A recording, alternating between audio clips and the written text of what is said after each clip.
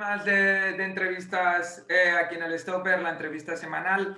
Y hoy estamos muy contentos porque nos visita Miguel Gutiérrez, un periodista que está de moda. Ahora explicaremos por qué. Periodista, muchos lo conoceréis por su exitoso blog La Libertad de Bangal. También escribe en El Confidencial, en Deportes de Yahoo, ahora también Radio Marca. Bueno, muchísimas cosas de las que ahora hablaremos, ahora presentaremos el libro. Pero bueno, buenas tardes, Miguel, y sobre todo muchas gracias por atendernos.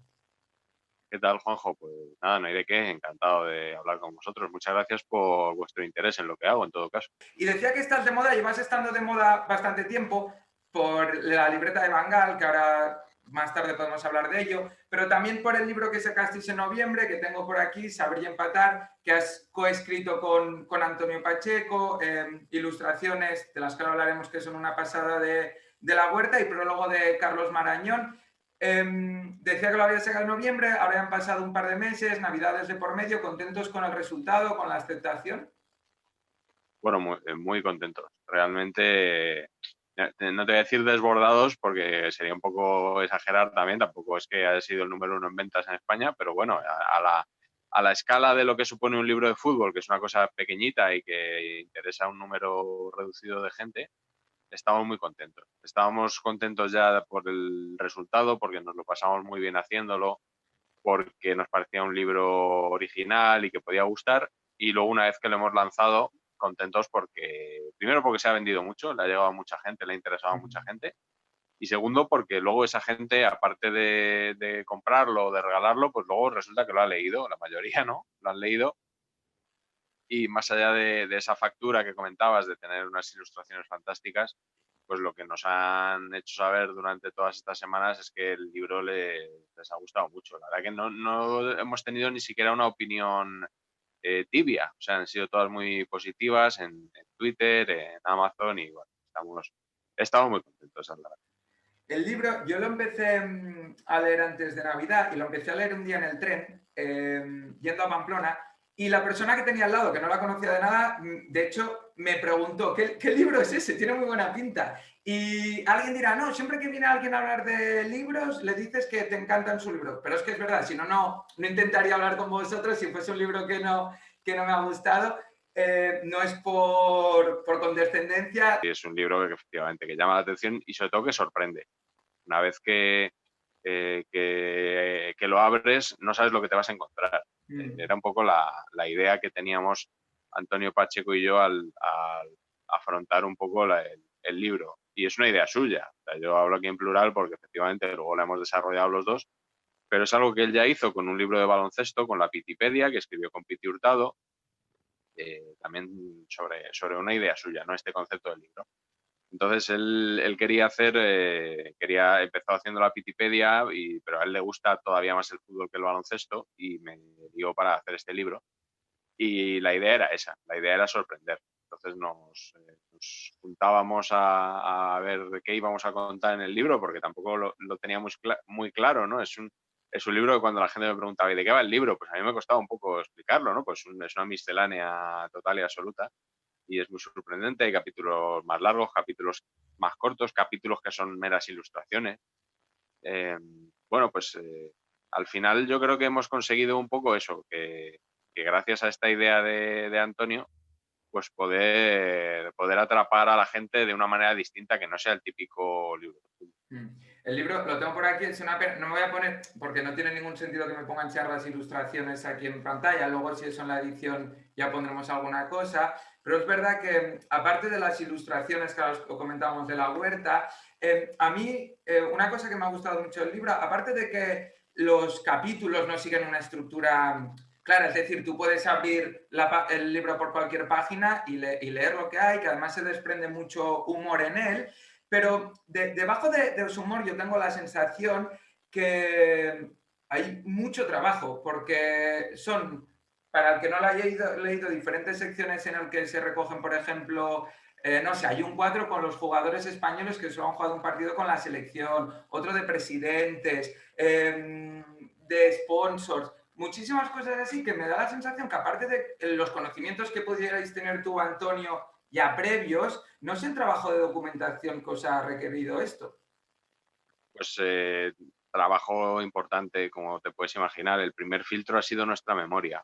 Mm. Cuando nos reuníamos con un café delante a pensar sobre qué queríamos escribir, pues nos imaginábamos temas divertidos sobre los que nos gustara escribir y entonces recordábamos cosas, ¿no? Y como además el subtítulo del libro es Compendio de conocimiento absurdo, tratábamos de buscar anécdotas un poco absurdas dentro del fútbol, ¿no? Esos episodios surrealistas del fútbol español que recordábamos.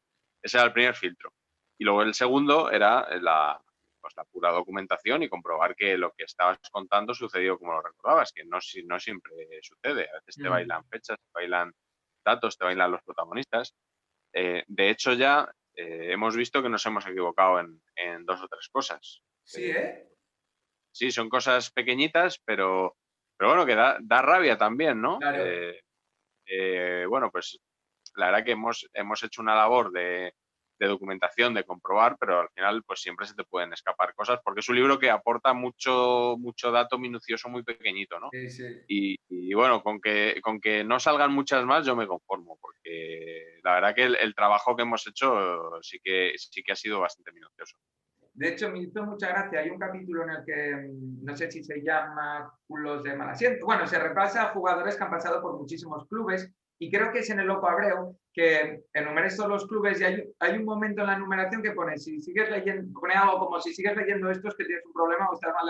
Yo seguía leyendo eso y entonces pensaba, hostia, para documentar todos estos clubes, sin lo que dices tu error, porque de hecho hay una sección muy interesante que también habláis de errores que han cometido la prensa haciéndose caso de, creo que es con un club francés que no existe, o cosas así. Sí, eso es. ¿Dónde habéis acudido para verificar estas cosas para que no pasen como las dos o tres cosillas que ahora comentabas que se me han escapado? Bueno, fundamentalmente a bases de datos. Yo, por ejemplo, he consultado mucho BD Fútbol Mm. para escribir todas estas cosas. El otro día, por cierto, me escribió un amigo y me dijo que ahora que nombrabas lo del Loco Abreu, que se había molestado en comprobar que todos esos clubes existían y que además que Abreu había jugado en cada uno de ellos. Y me dijo que sí, que lo había confirmado y que es así realmente. Yo en esa enumeración, ya te digo que cuando vi lo de si sigues leyendo esto tal, me hizo mucha gracia y paré de leer. Dije, no quiero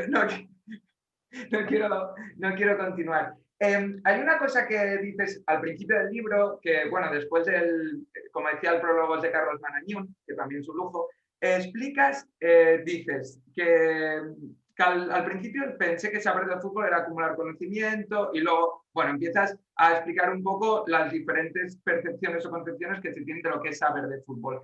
En el periodismo deportivo también yo creo que tengo esa sensación que hay esa competición y unos lo hacen a través del lenguaje, utilizando un lenguaje igual más erudito, si le queremos llamar, otros aportando datos, lo que dices tú, que igual tampoco es que acaban de ser muy útiles. ¿Qué sabe realmente de fútbol? ¿Los dos que habéis escrito este libro sabéis de fútbol? No, no, no. Yo, como digo en el prólogo, yo considero que no sé de fútbol y reconozco que en su día pensaba que sabía de fútbol. Pero llegó un día que me di cuenta de que no, que yo tenía pues una serie de conocimientos absurdos, volvemos a ese concepto, sobre fútbol, muchos conocimientos, mucha información, muchos datos, pero que realmente yo no consideraba que yo supiera de fútbol, ¿no? Y habría que delimitar qué es saber de fútbol, porque te pongo otro ejemplo. A mí, pues, como a cualquiera, pues me gusta el cine, me gusta mucho el cine y yo no entiendo de cine. O sea, Claro. mis conocimientos son muy básicos, ¿no? Yo, pues, lo que sí te... Espera, déjame entrar una llamada Sí, no, no, tranquilo. y la he cortado. Te estaba diciendo que yo no entiendo de cine, aunque me gusta el cine, me gusta verlo y lo disfruto mucho. Te sabría decir el director de un montón de películas, los intérpretes principales, el año incluso de estreno, porque, bueno, pues lo recuerdo, igual que Antonio Pacheco recuerda el año de nacimiento de muchos futbolistas, pues yo recuerdo aproximadamente el año de estreno de muchas películas. Pero yo no entiendo de cine, yo no sabría hacer una crítica de cine, por ejemplo. Pues con el fútbol me pasa algo parecido, o sea, yo tengo mucha información, muchos recuerdos, me ha gustado mucho verlo siempre, me ha gustado mucho seguir el periodismo deportivo, como sabéis, pero yo considero que no entiendo el fútbol, que muchas veces no sé explicar por qué ha cambiado un partido, eh, que no sé prever qué va a pasar esta semana, por ejemplo, la Supercopa de España, pues no lo sé, hoy llega mejor el Madrid, llega mejor el Barça, pues que es imprevisible. Y yo creo que el fútbol, gran parte de su magia reside en esto, en que, eh, bueno, pues su imprevisibilidad y sobre todo toda esa riqueza, todas esas historias que hay a su alrededor y para las que tampoco hace falta saber de fútbol en el sentido de entender la presión alta, el bloque medio, etcétera, etcétera, ¿no? El fútbol se puede disfrutar de muchas formas y lo que decías tú, el lenguaje erudito, pues esa es una de ellas, ¿vale? Pero a mí, por ejemplo, no es la que más me interesa. A mí lo que más me interesa es lo que he tratado un poco de volcar en este libro, que es ese otro tipo de pasión.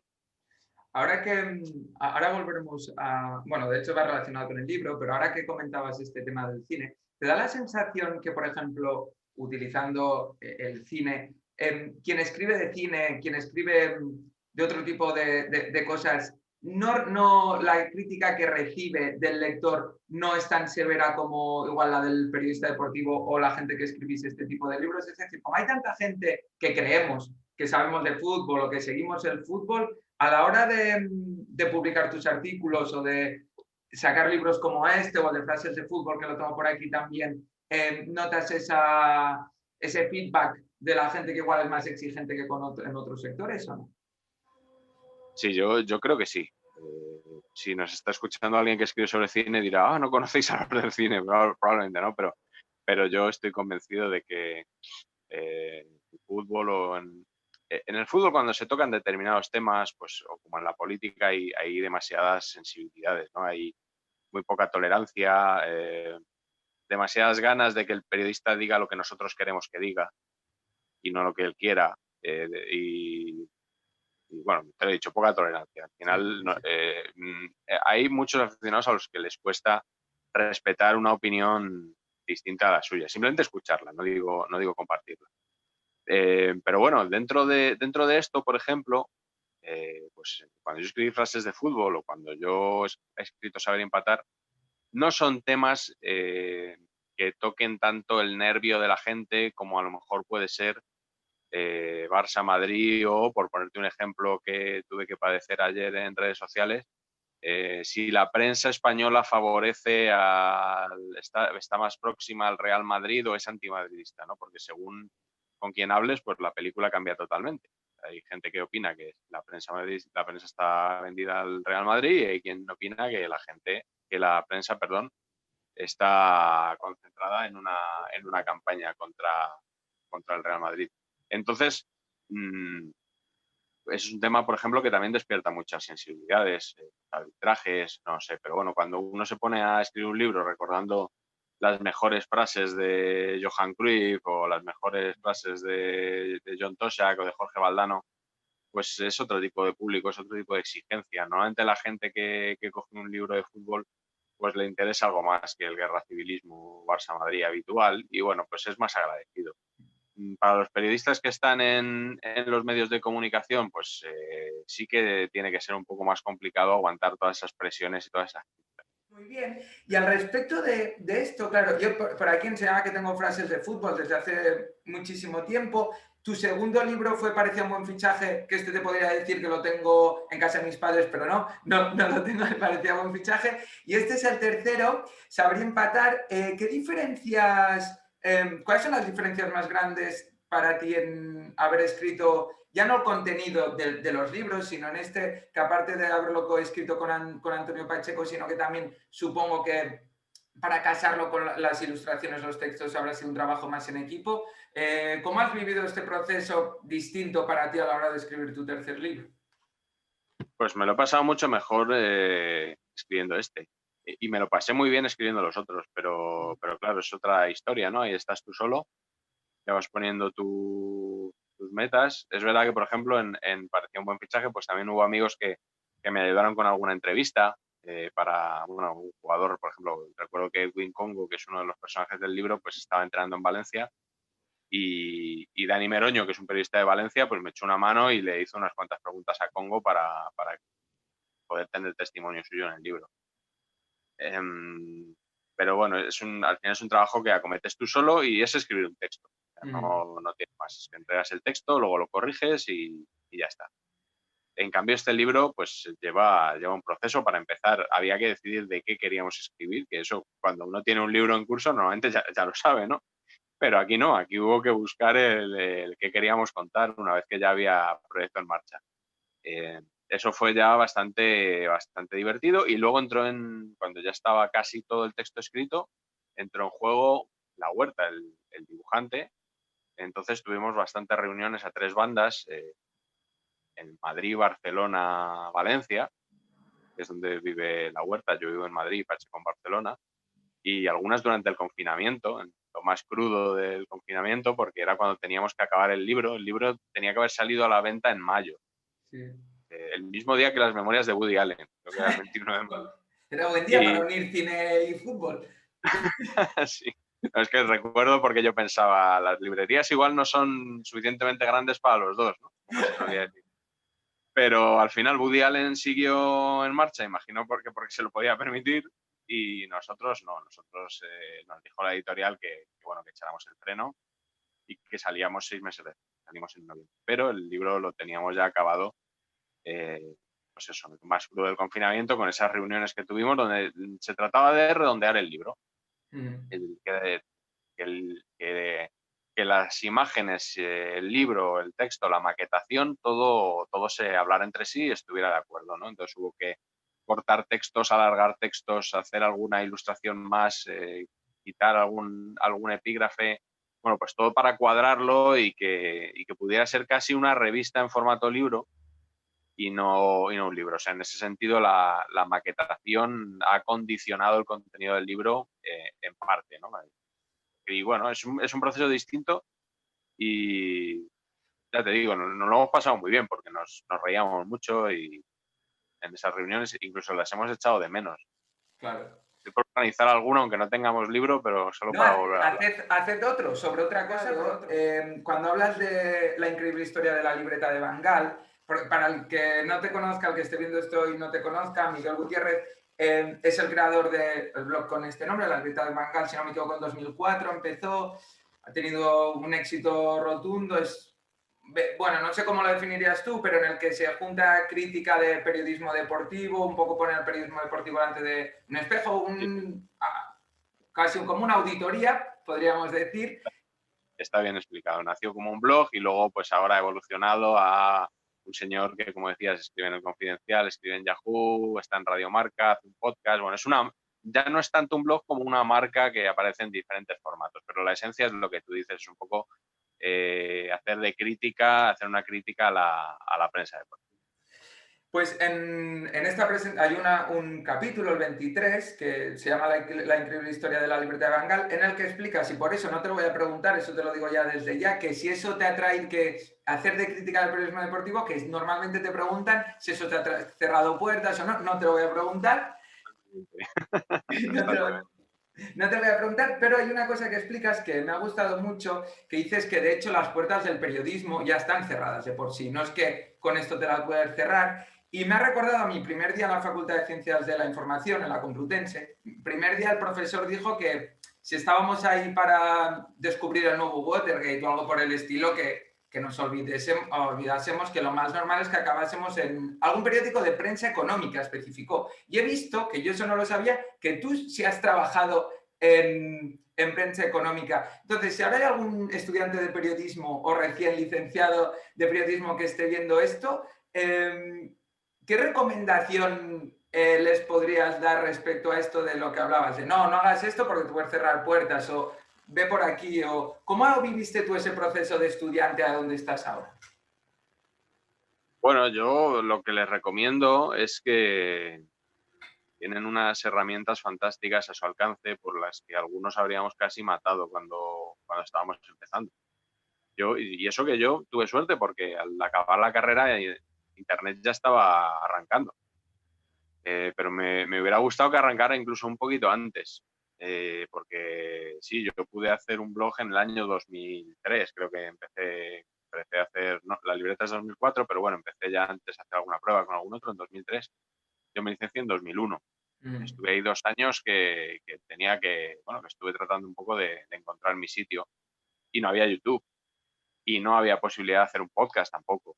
Y ahora, casi 20 años después o 20 años después, tenemos un montón de herramientas fantásticas con las que los jóvenes periodistas pueden abrirse paso. Y yo siempre lo digo en las clases que doy en diversos cursos de posgrado, siempre se lo digo a los alumnos. Creo que no me hacen mucho caso, pero yo se lo digo siempre y soy un poco pesado.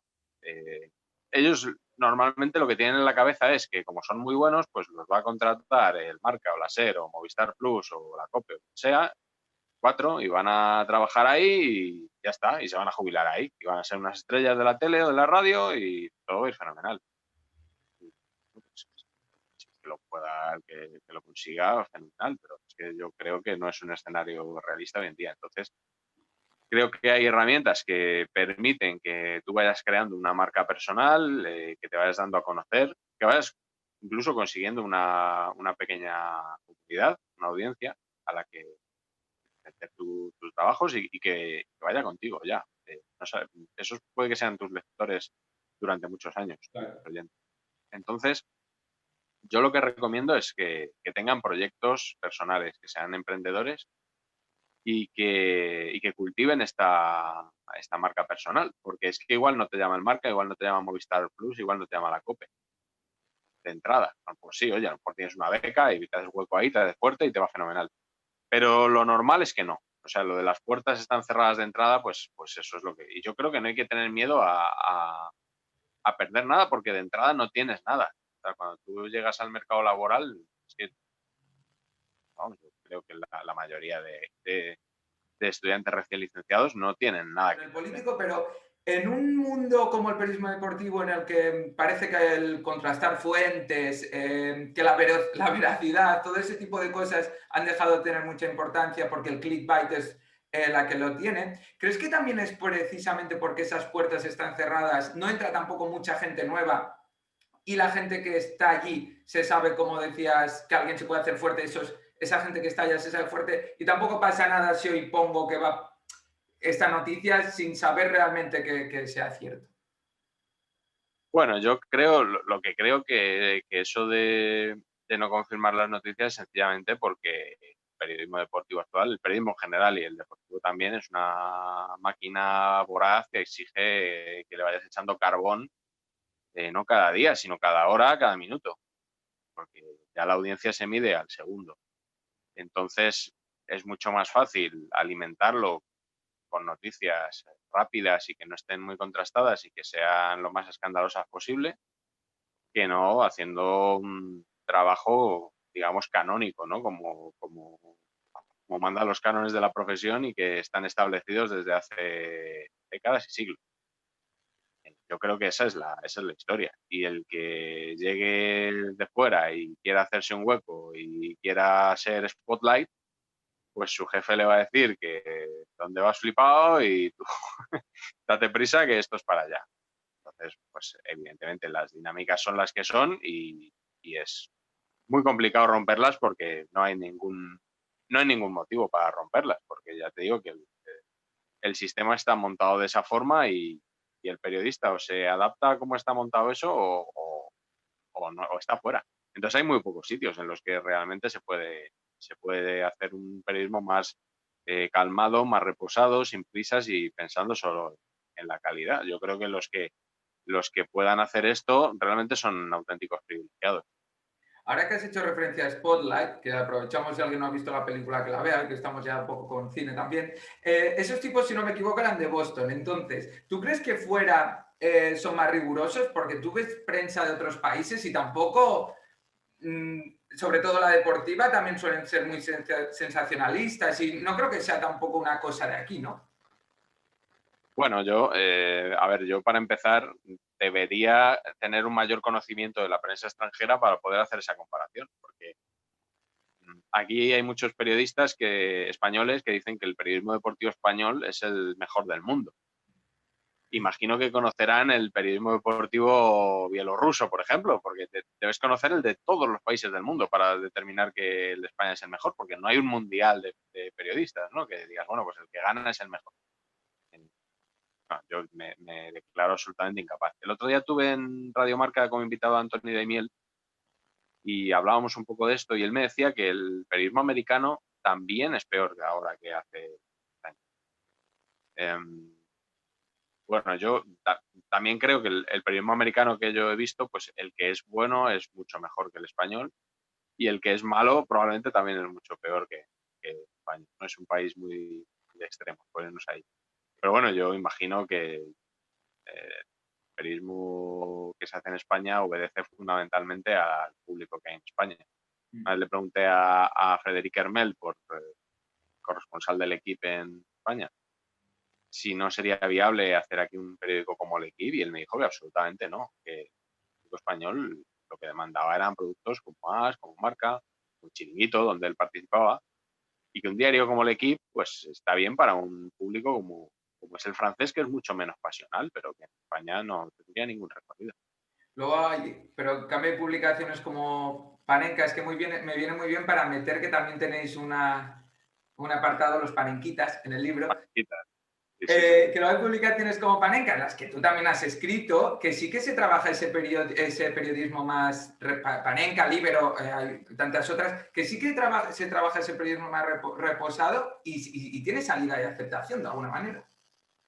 Sí, bueno, es un producto muy minoritario, un poco lo que hablábamos antes de los libros de fútbol, ¿no? Pues las revistas de fútbol también tienen un público muy reducido. O sea, tú lo comparas la gente que se acuesta toda la noche viendo el chiringuito ahí, porque le gusta que se peguen 4 voces Roncero con el del Barça de turno y tal, y la gente que se sienta a leer un reportaje sobre fútbol africano en Panenka, pues evidentemente el público es mucho más reducido que el otro. De todas formas, yo siempre hago la salvedad de que productos como Panenka, como Libero que mencionabas, o si nos vamos a la tele, pues Informe Robinson o los documentales de Movistar Plus, van a otra velocidad, o sea, no son la pura actualidad diaria. Porque a veces se contrapone Panenka con el Marca. Bueno, es que son deportes distintos, pero no ya porque unos sean muy rigurosos y los otros muy poco, sino porque el Marca te cuenta la actualidad. El Marca te cuenta que han echado a Pablo Machín del Alavés y a Michel del Huesca. Claro.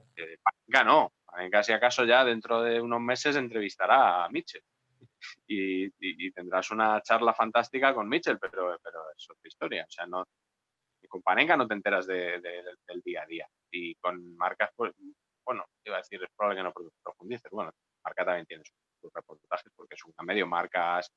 Claro. Pero yo haría esta diferenciación. O sea, no son cosas contrapuestas, es que van a velocidades distintas y cubren cosas distintas. Cuando hablamos de la lucha contra la inmediatez y por dar noticias contrastadas y tal, no creo que sea esto exactamente, ¿sabes? Ya. Sí, sí, es verdad, tienes toda razón que no se puede comparar en ese aspecto. Y claro, tú decías que en 2004 cuando empezaste, o 2003 cuando empezaste con el blog, eran los primeros pasos de Internet, que yo creo, mi opinión personal es que, igual que Anthony Daniel te decía que el periodismo americano también había perdido un poco de calidad, va un poco por aquí, igual que Internet nos da estas herramientas para estar teniendo esta charla, también obliga a que tengan que salir noticias, como decías, constantemente. Y ya para ir acabando, que sabemos que estás guiado, en relación a esto de Internet, igual que a ti, porque en redes, en Twitter eres bastante activo, tienes muchos seguidores, eh, que eso te da muchas cosas buenas, pero ¿hay algún momento, a esa parte de las redes más oscura, más de crítica directa, más de que te ha llegado a cansar o te puede saturar o lo llevas bien? Bueno, al principio una temporada que lo llevaba un poco peor. No sé por qué. Con el paso de los años, no sé si es que he filtrado mejor lo que leo, sobre todo cómo reacciono. Antes respondía mucho más a todo y me metía en mucho más líos. Y será que hemos pasado ya la edad adulta también en redes sociales y bueno, ya le dedico menos tiempo. Antes pues podía responder a todo y ahora digo, si respondo a esto voy a tener que dedicar media mañana a enzartarme con este y con 5 más que van a saltar. Entonces lo dejo estar. Pero aún así mantengo mi presencia en redes, trato de ser bastante activo porque a mí las redes sociales me han dado mucho, me han ayudado mucho. También lo que hablábamos antes, pues la Libreta de Bangal, pues también es una marca que está en redes sociales, ¿no? Que está en distintas plataformas. Bueno, pues a veces yo antes cuando quería contar algo, hace muchos años, tenía que escribir en un post en mi blog y ahora en un tweet, en unos segundos, pues ya lo he dicho. Entonces, al final cada plataforma te permite un tipo de mensaje distinto y llegar a públicos más o menos grandes, más reducidos. Pero bueno, es cierto que las redes sociales tienen dos caras y que, o dos filos, si lo prefieres, y que hay que tener cuidado también, hay que ser cuidadoso, lo que pasa es que también entiendo que cuando das respeto, recibes respeto. Que Mm. te puede salir, por supuesto, te puede salir un imbécil en cualquier momento y a todos nos ha pasado, ¿no? O malinterpretar algo que has dicho o simplemente porque te tenía ganas porque un día has dicho algo y te está esperando, pero yo en general estoy bastante contento. También es verdad que yo me dedico a una cosa que a la gente en general le gusta, que es dar palos a la prensa. Claro. Entonces, claro, si yo me dedicara a dar palos al Madrid o al Barça, pues tendría, o a los madridistas o a los culés, los tendría contra mí probablemente, ¿no? Y tratarían de condicionarme, me insultarían, tendría que bloquear. Y bueno, en ese sentido lo que yo hago es mucho más agradecido. El otro Pero día bueno, entrevistando a Enrique Ballester, que ya vi que hicisteis un directo en Instagram, que ya le expliqué que no quise ver para no ir condicionado si os entrevistaba uno con eso las está preguntas.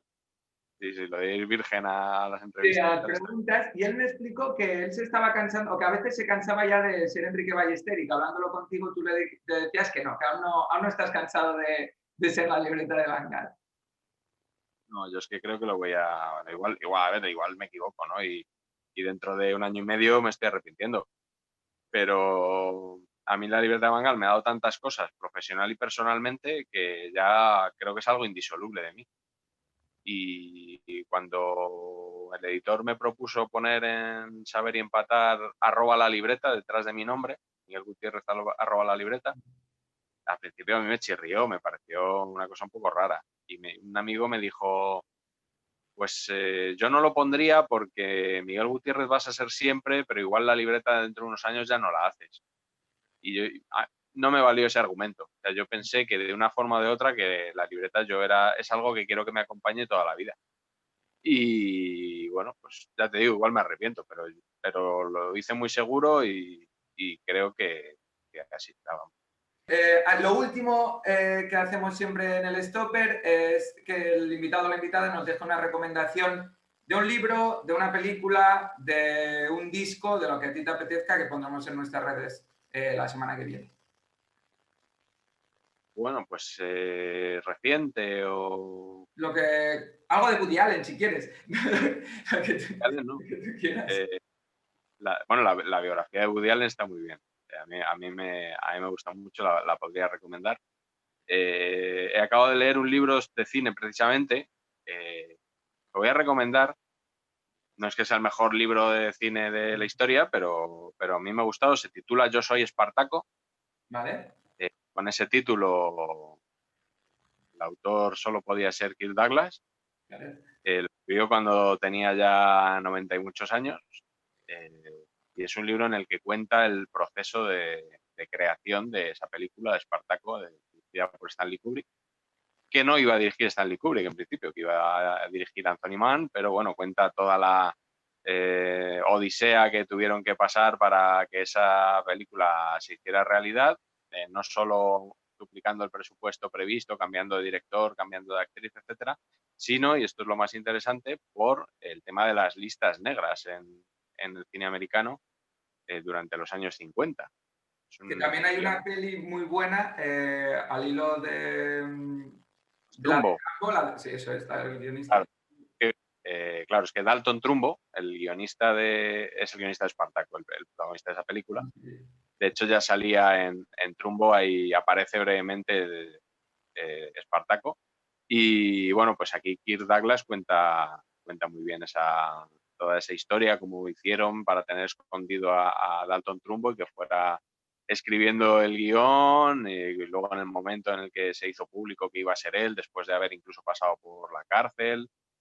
Bueno, es un libro que es interesante porque cuenta, o sea, para los amantes del cine, pues cuenta cosillas curiosas y sobre todo por el tema este de las listas negras, así que nada, me quedo con esa recomendación.